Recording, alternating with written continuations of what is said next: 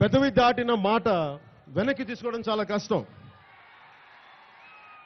అందుకని నేను మాట్లాడకుండా వెయిట్ చేస్తుంటాను, చూస్తుంటాను అన్ని.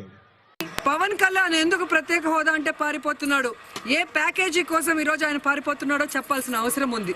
ఎందుకంటే సినిమాల్లో మాత్రం ఆయన గబ్బర్ సింగ్, కేంద్రంతో పోరాడమంటే రబ్బర్ సింగ్ లాగా మారిపోయి భయపడుతున్నాడు.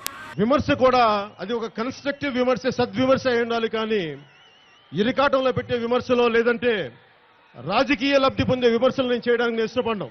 కొంతమంది నువ్వు గబ్బర్ సింగ్ కాదు, నువ్వు రబ్బర్ సింగ్ అంటారు. పడతామబ్బా మాటలు, మనం పడకుండా ఉంటామేంటి? పడకుండా ఉందామన్న రాజకీయాల్లోకి వచ్చాం. మీరు తిట్టండి, తిమ్మండి, కానీ నేను ప్రజలకు చేయాల్సింది, మన యువతకి చేయాల్సింది, మన రాష్ట్రానికి చేయాల్సింది చేసే తీరుతాను, చేసే వెళ్తాను. నేను ఎక్కడికి పారిపోను. ఆవిర్భావ సభలో కూడా చెప్పాను, 25 సంవత్సరాలు నా జీవితాన్ని నా రాష్ట్రం కోసం, నా దేశ శ్రేయస్సు కోసం అంకితం చేస్తాను.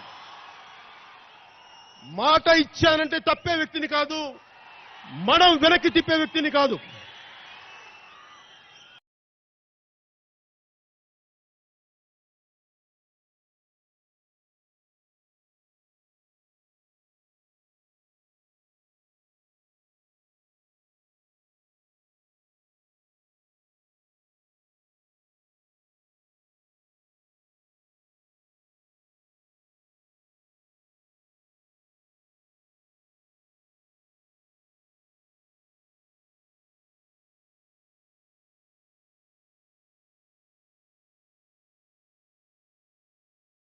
నిజంగా ఈరోజు బీజేపీకి, తెలుగుదేశం పార్టీకి ఓటేయమని చెప్పిన పవన్ కళ్యాణ్ ఖచ్చితంగా ప్రభుత్వం మీద ఒత్తిడి తీసుకొచ్చి ఈరోజు ప్రత్యేక హోదా వచ్చేంత వరకు పోరాడాలి.